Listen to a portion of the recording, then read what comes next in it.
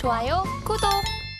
오늘 일면 헤드라인입니다. 트럼프 피습 여파, 주초 증시 변동성 커지나 헤드라인 풀어주실 분이죠. 인사이트K 배종찬 소장 함께합니다. 어서 오세요. 안녕하십니까? 아주 따끈따끈한 소식을 가지고 와주셨습니다. 예. 어제였죠. 트럼프 전 대통령의 피습 사건이 있었는데 이에 따라서 국채 금리도 요동치고 있고요. 그리고 코인 역시도 비트코인 다시 한번 상승폭을 늘려나가면서 6만 불 터치했습니다. 헤드라인 풀어주시죠. 네, 정말 예상치 못한 일이었고 네. 엄청난 일이 벌어졌습니다. 미국은 역대 대통령들 재임 중에 총격을 받는 사건이 또 여럿 있었습니다. 실제로 존 F 케네디 대통령은 많은 분들이 알고 계시죠. 인기가 많은 대통령이었는데 당시에 오즈월드에 의해서 텍사스 댈러스에서 피격을 당해서 또 숨지기도 했었죠. 세계 역사를 바꾸는 변곡점마다 미국 대통령의 이 총격 사건이 빚어지곤 했습니다. 이게 적잖게 또 경제에도 영향을 줍니다. 아직 이제 이 현직 대통령은 아닙니다만 트럼프 후보는 공화당 후보는 매우 유력합니다. 매우 유력한 대선 후보가 바로 미국 현지 시각으로는 일요일, 우리는 이제 미국 현지 시각으로는 토요일, 우리는 일요일이었습니다. 6시 11분경 필라델피아, 펜실베이니아의 이 버틀러 유세 현장에서 바로 총성이 여러 발 들렸는데 그때 순간적으로 트럼프 후보가 바로 이 귀 상단 부분, 오른쪽 귀입니다.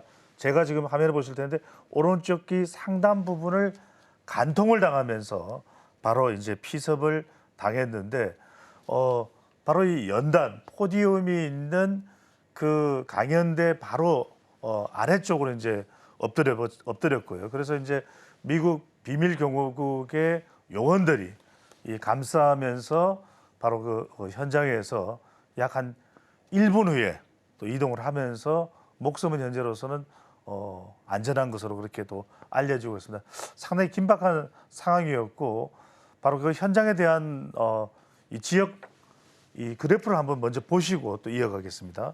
보시면은 바로 지금 굉장히 당황스럽고 긴박한 상황이기 때문에 시간까지도 연합뉴스는 조금 정확하지는 않습니다.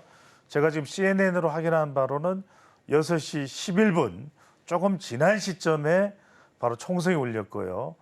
바로 이 미국의 이 경합주입니다. 펜실베이니아주의 현장 버틀러라고 하는 지역에서 사건이 벌어졌습니다. 버틀러라고 하는 지역이었고요. 여기서 보시면 이제 버틀러시의 저기 보시면은 버틀러 팜쇼 공항도 보이시고요. 오른쪽 그래프를 보시면 지금 붉은 표시가 되어 있는 부분이 무대입니다. 그 다음에 저 그라운드라고 써져 있는 부분에 청중들이 있었고 저쪽을 바라보면서 그러니까 총격품의 위치로 보면은 바로 트럼프 후보의 이 오른쪽 귀를 관통을 했습니다. 여러 발을 쏜 것으로 알려지고 이 총격범은 현장에서 바로 사살이 됐습니다. 이 비밀경호국 요원들이 곳곳에 또로 이 저격 이 사수들이 이제 비치가 돼 있어요. 이게 포진을 하고 있습니다. 바로 총성이 울리는 그 시점 바로 반격 사격을 해서 이 총격범은 바로 가해자는 현장에서 숨졌습니다. 자, 지금 엄청난 사건이 벌어졌는데 지금 단기적으로는 이제 안전자산이나 이런 쪽이 이제 조금 더 좋을 것이다라는 이야기가 나옵니다만 우리가 주목해야 될 부분은 이 부분입니다. 보수층이 결집하고 있고 지금 사실상 미국 대선은 끝났다 이런 이야기가 나오고 있습니다. 트럼프 후보의 승리로 이제 굳어지게 되는 상황이 됐다. 왜? 미국은 이렇게 되는 경우에 엄청난 동정론이 일어나면서 저도 미국에서 대통령을 연구했습니다만 이런 경우에는 극도로 미국 여론이 이 트럼프 후보 쪽으로 결집을 하는데 실제로 레이건 대통령은 1981년에 3월 30일이었습니다. 미국 현지 시각으로 3월 30일 날 이 조디 포스터라는 배우를 좋아하는 존 힝클리에 의해서 총격을 당해서 레이건 대통령이 쓰러졌는데 그때는 병원까지 가요. 근데 이번에도 병원 갔습니다. 지역에 있는 병원을 가는데 현장에서 바로 지금 화면입니다. 여러분 보시면 일어서면서 요원들 이때는 이제 이미 총격범은 사살이 됐습니다. 그러면서 바로 지금 요 화면을 잠깐 보시죠. 손을 뻗치면서 fight 지금 여러분 잘 안 되시는데 fight, fight, fight를 3번을 외칩니다. 사실상 대선은 끝났다. 트럼프의 승리다. 이렇게 이제 많은 사람들이 전망을 할 수밖에 없는 그런 상황이 되는데 그래서 지금 뭐 비트코인도 올라가고 여러분들 이런 점들은 잘 보셔야 될 게 비트코인이 올라가는 이유는 바이든 대통령은 비트코인에 대해서 가상화폐에 대해서 굉장히 부정적이에요. 그런데 트럼프 후보가 가상화폐를 좋아서가 아니라 전통적인 투자 기법을 좋아합니다.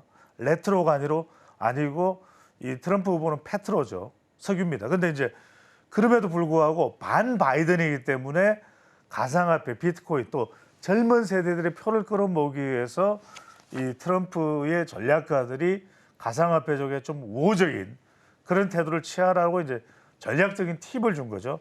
사실상 대선은 끝났다. 이렇게 이야기를 하고 있고 이번 주에 이제 미국 주요 기업들의 실적 발표가 있는데 이렇게 되면서 6월 이제 소매 판매 지표가 조금 부진할 것이다라는 전망이 나옵니다.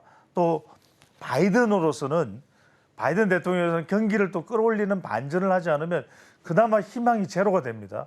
그래서 9월은 분명하게 기준금리가 인하될 가능성이 상당히 높아진다라는 전망까지도 나오고 있는 상황입니다. 네, 사실 미국 대선 후보 두 진영, 양 진영에서는 정말 입장차가 극명하게 나뉩니다. 뭐 자동차 역시 트럼프 전 대통령은 내연기관으로의 회귀를 원하고 있고요. 바이든 대통령 같은 경우에는 재생에너지를 계속해서 언급을 하고 있습니다. 방산 역시도 마찬가지인데 이렇게 모든 것들이 다른 양 진영이기 때문에 우리 역시도 대비를 철저히 해야 된다라는 목소리가 높아져 가고 있습니다. 자, 그렇다면 시장은 수혜주 찾기에 나서고 있습니다. 말씀을 해주신 것처럼 트럼프가 강력하다 라는 말씀을 해주셨는데 그렇다면 수혜주 반드시 찾아봐야 될 것 같은데 어떤 모습을 조금 더 주목해봐야 될까요? 우선은 이제 일단은 미국 대선이 이제 기울어지고 있다는 말씀을 드렸고 이런 걸 이제 기업에서도 확인할 수 있습니다. 그러다 보니까 끝나자마자 상당히 이 공화당 경선 과정에서 좀 반목을 했었던 유엔 대사까지도 지내기도 했었고 주지사도 지냈었던 닉 켈리도 이 15일 미국 현지 시각입니다. 이제 공화당 대선 후보 이제 트럼프 후보가 올라와서 나 이제 후보 됐어요. 이제 승리를 띨게요 하는 그건 진행을 하기로 했어요. 거기서 닉 헤일리가 연설을 하기로 결정을 했어요. 뭐냐면 이제는 흩어졌던 공화당 표는 다 결집이 되고 샤이 민주당 표까지도 이제 결집이 되는데 지금 머스크 그다음에 빌 에크먼 그다음에 팀 쿡 아시죠? 애플 다 지금 이제는 트럼프 지지로 돌아섰다 이런 전망과 분석이 나오고 있습니다. 여기다가 이른바 스트롱맨 효과라서 방위 산업 쪽이 좀 더 이제 투자 심리상 올라갈 수 있다 이런 전망이 나오고 있습니다. 왜냐하면은 이 자국 우선주의를 이야기하는 트럼프 후보의 당선 가능성이 높아지면서 지금 얼마 전에 워싱턴 D.C.에서 나토 정상회의도 열렸죠. 거기서도 이미 그런 조짐이 보였는데 이렇게 되면은 나토 유럽에 있는 국가들이 다 자국 방위를 더 신경 써야 되는 상황이 돼버렸습니다. 나토가 조금 느슨해질 수도 있죠. 왜? 방위비 안 올리면 미국이 이제 트럼프 대통령이 되면은 트럼프 후보가 대통령이 되면 난 이제 뭐 나토 신경 안 쓸래 이렇게 돼버린단 말이에요. 그러면 폴란드든 루마니아든 체코는 이제 원전도 있습니다만 더 이제는 우리 한국의 가성비 높은 K 방산 무기를 수입할 수밖에 없어요. 그러면 우리로서는 상당히 이 부분에 여러분들이 주목해 보실 필요가 있는 것이고 그래서 지난 2년간도 하나 에어로스페이스나 현대 로템이나 하나 시스템은 계속 급성장을 해왔죠. 이런 부분들에 여러분들이 주목을 해 보실 필요가 있을 것 같고 그다음에 우리 안보와 관련해서는 친푸틴 반중국이에요. 트럼프 후보는.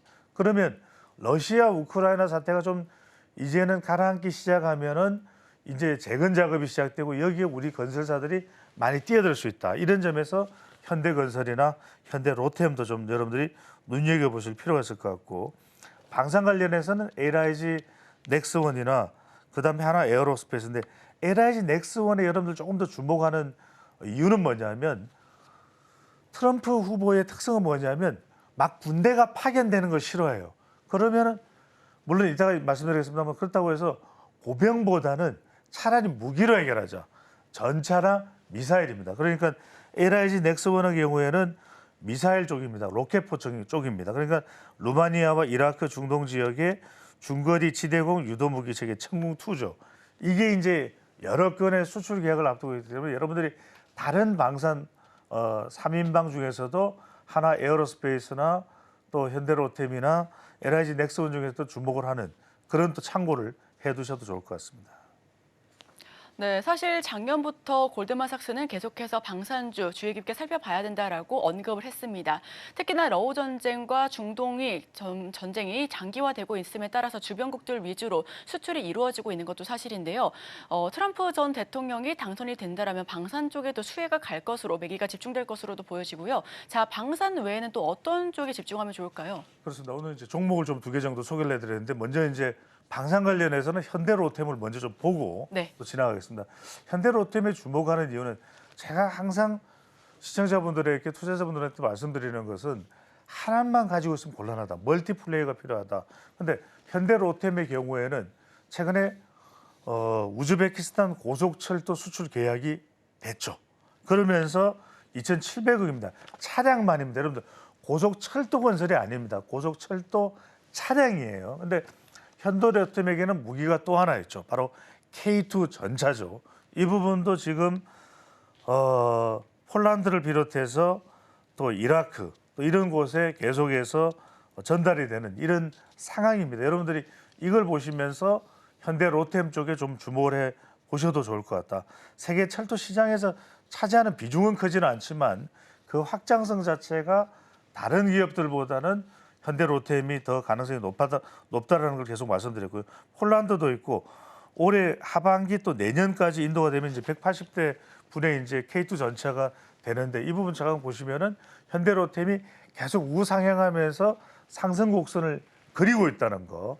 최저점이 한 8,000원대인데 지금 한 4만 원 가까이 올라와 있죠.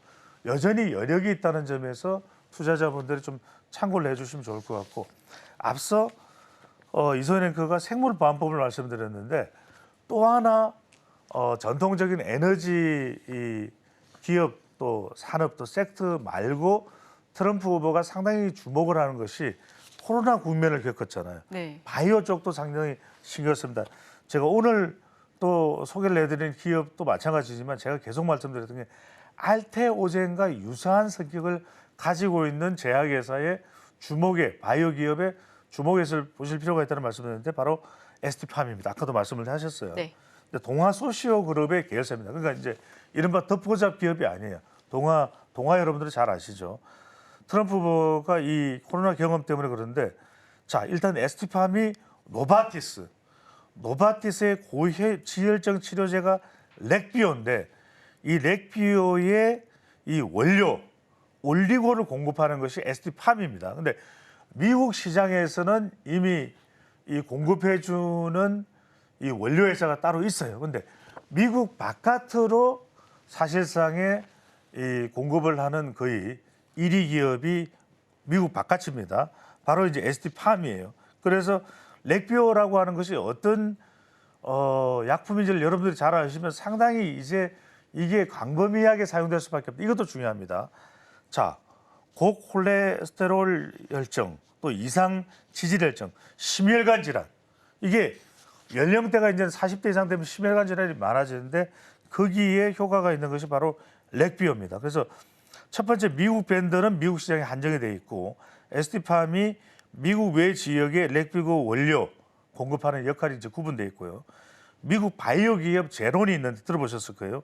혈액암 치료제 중요하죠, 이것도.